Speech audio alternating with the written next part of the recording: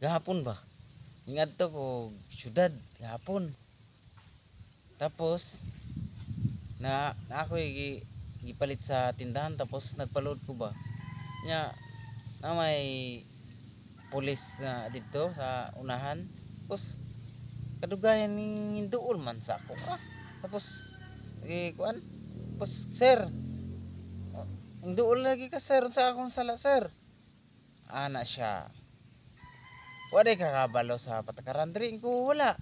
Siya kuan man gud pasabton ta ka. Kay sa panahon karon na daghan na yung nangawala. Mo na nga ginabawal na mo diri nga maggawas-gawas ning mga gwapon.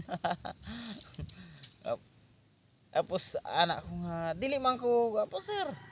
Siya nga madala raman. Matuwa na lang ko hing sopa kay bawal man dito maggawas-gawas maglaglaag ka basta gwapon.